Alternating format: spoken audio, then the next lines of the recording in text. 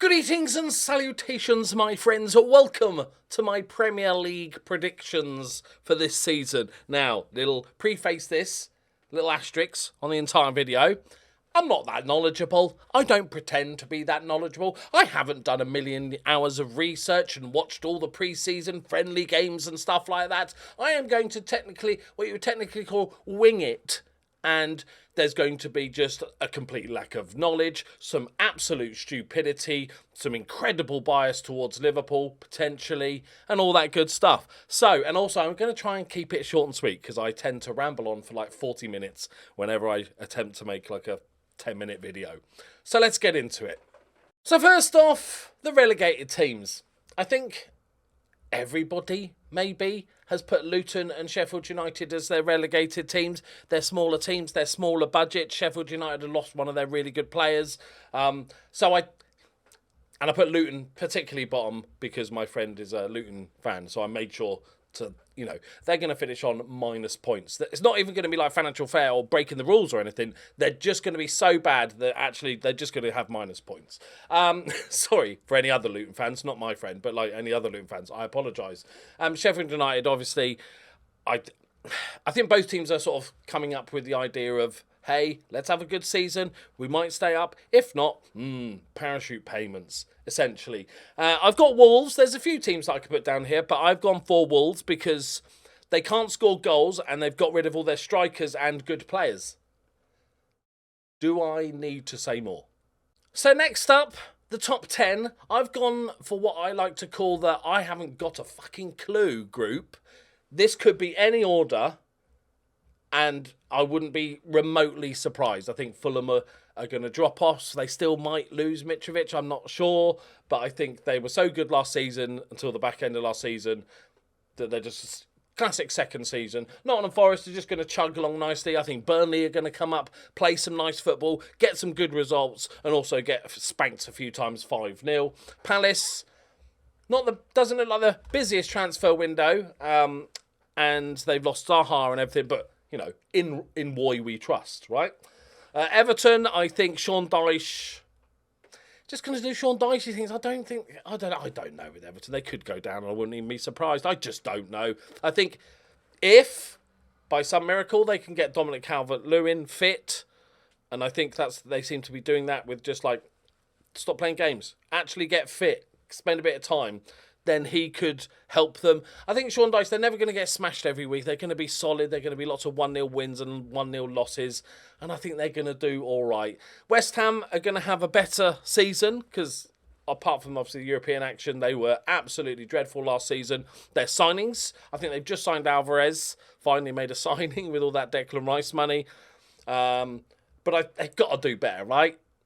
They've got to do better. It's West Ham. They're decent. And then I've gone for Brentford and Bournemouth. Obviously, Brentford are missing Tony for the first bit of the season, and I know they signed another striker, but I think that's going to hurt them. And I think they're just a solid mid-table Premier League side. Bournemouth have made some good signings. They did lose Lerma, but I think they've got a very good squad. They've invested a fair chunk of money, and it's my hometown team, so I'm putting them 10th because bias. So, 7th to 9th place, I've gone for Brighton. This also could be maybe in any order. I've gone for Brighton in 9th. I think they might lose Caicedo. They've lost McAllister. I know they seem to just like pluck random transfers from nowhere that nobody's ever heard of and then go, he's really good. And we're like, wow, he's good. So they'll probably do that again. But I think with obviously European football, I think it might be a little drop off. Still think if they had a decent run in Europe, maybe get to the knockouts and finish 9th, I still think that's an amazing season for Brighton. And then I've got Tottenham. I don't know. Big Ange, obviously, in charge. I don't know if Harry Kane's doing the latest one. As of recording, Tottenham had been accepted from Bayern Munich, but I don't know if he's leaving or not. So that would change it dramatically. Like, not dramatic enough that they get top 4 if they get Harry Kane, but they might finish 7th instead of 8th. He was amazing last season despite them being rubbish. I think Spurs fans would happily take a solid season where they just get to watch fun football. Like, it's not too much to ask. I think most of them would take that. As with Newcastle, I've got them 7th. I think they overperformed last season. They were a bit they're ahead of schedule. They've got some good signings. we'll talk about them. I've got an end of season. I've got sort of other predictions as well, like first manager sacked and stuff coming up as well.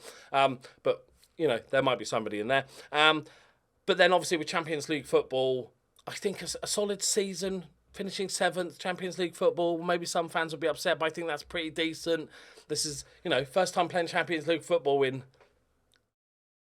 300 years, probably, for Newcastle. So I think they'll have a decent season. So in 6, I've got a much improved Aston Villa. They've got a settled manager that seems to know a system of playing. They've got very good players and they've invested a lot of money. Like, these are an outside chance of top 4, honestly. They could do bits this season. I think they could be very, very good. But there's so many big teams that spend a lot of money in this top 6. The fact I've got Man United 5th, and yes, it's probably biased because I hate Man United, but I don't care. It's my list. I think it's I don't know with Man United.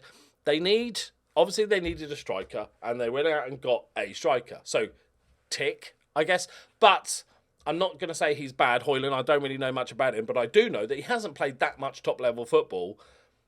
So it's very much a question mark as to whether he's going to hit the ground running. I think that in the ideal world, Man United would have got a Harry Kane-esque player, and then this guy, and then eventually he can become your main man. But where he's coming in and he's kind of, okay, go, you're the man, go. And I like that they've upgraded the goalkeeper with Onana. It's going to change. He can kick a football and stuff like that. So that's always nice, as long as he doesn't keep getting lobbed. That's fine. It wasn't his fault. For anybody comments, I know it wasn't his fault. But I think Man United they overperformed last season. If you look at their, I know not everybody's into the whole XG system and stuff like that, but they well overperformed it. They were really solid. But I think there's too many strong teams, and I think Man United are going to finish 5th because I'm a biased Liverpool fan. In 4th place, I've got Chelsea. This is, out of the bigger teams, I think this is my biggest question mark. They were terrible last season. They were all over the place. They were disjointed. They didn't know what manager they wanted. I really think they've made some improvements this year. I think Lukaku's on his way out, isn't he? Finally, maybe. If not, he'll be sitting on the bench somewhere. I think the young guy looks good. I like Pochettino. I just don't know what the ownership is going to do. At any moment, they could get Mbappe in on loan for a season. And I'm not even sure if that would be a good thing, a guy that doesn't really want to be there just on holiday for a year. But things like that sort of randomness that the ownership can provide. Obviously, Fernandes is good. I like their wing-backs. If they can ever stay fit, they would be great. But, I'm not sure. But they should be good. And I'm going to go Pochettino we trust. They're going to get 4th. In 3rd place, not overly biased. It's, maybe higher than some would put Liverpool. I could see Liverpool finish 5th and Chelsea, Man United battling 3rd, 4th as well. There is question marks over Liverpool. We've signed 2 superb, amazing midfielders. But we've also lost. We're still fighting for a DM. Which we need to fix before the transfer window slam shut. You have to say slam shut. Slam shut. And also, but attacking-wise, we're amazing. Attacking midfielder-wise, we're amazing. And then as it gets further back, it gets a little bit worrying until we get to the goalkeeper. And Alisson's amazing, best in the world. But I like Trent and what he's doing. I feel like we need another centre-back. And I feel we definitely need another DM. So it's a season of transition. I don't know if we're going to stick to this sort of box midfield with the inverted wing back for Trent, or whether that was just a hot fix for the problems of last season. It'll be interesting to see. And if we have a bad start, are we going to flip back to the 4-3-3? I'm not. There's question marks with Liverpool. I could easily see them finishing 5th or 6th, or even challenging. They're kind of that much up in the air. If it all clicks, they've got the team to go forward. So. Yeah, Liverpool 4th, 3rd, even 3rd. I don't mess about here on this channel. I've got Arsenal to win the league, right? Okay, I've slammed the desk, so I'm passionate about this subject. Okay, few things. It's not just my desperate want for somebody else than Man City to win the league, right? It's not just that. I genuinely think they can challenge. I think, as it stands now, obviously transfer window still going on and stuff like that. Arsenal have improved more than Manchester City. Let's just go factual basis, right? What I see is obviously facts. You could say that their transfers have been rubbish. But, like, I think Arsenal have improved more than Man City in the transfer window. Gundogan is a massive loss. They've lost other players. God knows if Bernardo Silva's ever going to leave or just sign a nil deal. Just pick one and stick to it. But they've lost players. I know they've got Gvardiol and stuff, but they already had good centre-backs. So I don't think that's a massive improvement. I think that Mahrez is gone as well, whereas Arsenal have kept all their main guys and they've improved upon them with more players. And I like the fact they're bringing in another goalkeeper to challenge. And also, so it was really close last season. And in my eyes, Arsenal have improved more. So if it was really close and Arsenal improved more, I don't think it's that mad to say that Arsenal are going to win the league, right? Even though every prediction I've seen, everybody's got Man City. So I'm not just doing this to be contrarian. And also, I think Arsenal were the youngest team last year, and we always credit teams when they go, oh, they got such a young team as well and they're doing so well. The good thing about being young is as time progresses, the team naturally gets better. I know, I've blown your minds there, haven't I? So surely, as the youngest team, they're going to be better season on season, naturally, as they improve and mature and stuff like this. So I don't think it's a bizarre suggestion that Arsenal are going to win the league. So there we go, Arsenal are going to win the league. Now, let's do a few special awards. So here we are, the special awards. We've got the first manager sacked, the top goal scorer that's not Haaland award, and the signing of this, because I was going to do top goal scorer, and then I'm like, it's Haaland. So that's it. Also, in the comments, please put your predictions for the year. I want to see them and read through them and laugh at your stupidity. And please feel free to be as biased as you like.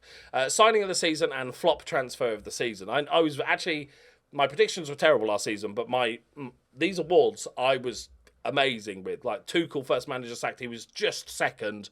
I said Koulibaly was going to be flop transfer of the season. Oh, and he flopped. Big, heavy flop as well, because he's a chunky boy. Right, okay, let's do the awards. So, my first manager sacked is David Moyes. Gollum himself, he's got no eyebrows. And that's like 30% of the reason why I think he should get sacked. The European run obviously saved his job entirely, which is great, and they did great, and it was brilliant to see West Ham win that European Cup and stuff. So I was really chuffed for him and West Ham, but that obviously papered over the cracks. Then you have a transfer window when you lose your best player, and you've got Alvarez, but it's all a bit late and a bit panicky, and you're already on thin ice. The David Moyes, the winning a European trophy, keeps you in the job and gives you 10 games. But if they start badly again, I think he's gone. I'm confident in this one. It's only if West Ham suddenly kick into life and have a good start that's going to save him. He will be one of the first to go. Top goal scorer. Okay, bias this one, lads. Okay. I was going to go Salah. Maybe even Kane, but then he might not be here. There's not actually that many choices, I think, this season. With Kane potentially leaving, Højlund at Man United not potentially being, might take him a season to bed in. He's still a youngster. And Arsenal have too many goal scorers. There's no going to be one goal scorer that scores a ton. So there's not that many. So I'm going for Darwin Núñez. Now hear me out. I just love him. I know he's not the best player in the world. His finishing last season was comical at times. Maybe it's because I'm old and I've watched football for 40 years, but I like a blunt instrument. I like a ramming speed striker he doesn't know what he's going to do, so nobody knows what he's going to do. See? Genius, really. And actually, I think his finishing wasn't the best, but he still did okay last season. Everybody sort of dunked on him because some of the misses were awful, but he had a decent season for a first season. If Højlund has that season at Man United, I'd be like, yeah, decent first season, carry on, now kick on next season. So I want him to kick on, and I think he will. I think he'll improve. Pre-season's been really good, and I think he'll be a very good player. My biggest problem with this shout is the fact that I'm not sure if he's going to start all the time. But what I'm hopeful is when he gets his first starts, because Gakpo's really good as well, that he'll then just be undroppable because he is our battering ram and he's glorious. Signing of the season for me, Maddison came to me quite quick. I think Spurs are going to be an interesting team. They're going to play some good football. And Maddison as a creator is something like Spurs have just been crying out for. And obviously it'll take a hit if Kane leaves, but I still think they've got good players. Richarlison can't be any worse than last season. And I think Maddison is going to actually tear it up. My flop transfer of the season, I was looking through all the transfers, and there was not one that obviously, like... Koulibaly last season, there was not one that obviously jumped out for me. There's a few signings that I'm not sure about, but they're quite cheap. So like if you spend like is it Fulham who signed Jimenez? Whoever signed Jimenez, like the guy scored 1 goal in 17 years, or 2 years. You know, he's got a head injury. I forgive him it, but I don't think but he's only 5 million. So even if he's just a fringe player that plays in the Cups, that's fine. So I'm gone for my flop transfer of the season as Tonali at Newcastle because I don't think he wants to be there. No, and nothing against Newcastle. I don't think he just wanted to leave. I don't think he wanted to go anywhere else. But because money exists, he's going to Newcastle. And it's a decent chunk of change. And I just don't think he'll be in the right headspace. Unless he falls in love with Newcastle, which is highly possible because it's a lovely place and lovely people. But I don't know. I just think it could be like one of those one seasons, doesn't really fancy it, and then gets sent back to somewhere he wants to be. Right, there we go, my friends. My perfectly predicted predictions for the 23-24 season. Please, and in the comments, give me your predictions and also give me your awards. Give me the same awards as if you do think genuinely it's not going to be Haaland, feel free. You're an idiot, but feel free to mention that. But it is the top goal scorer that's not Haaland award. Okay? So there we go, my friends. I hope you enjoyed that. Good luck to your teams. And although I sort of said about Luton and Sheffield United, I'd love it if they had one of those seasons where they just tear it up. It'd be brilliant. It's not going to happen, is it, though? It's just not going to happen. Right, there we go. Thank you very much for watching. Leave a like if you enjoyed it. Subscribe if you're new. And I'll see you next time. Bye-bye.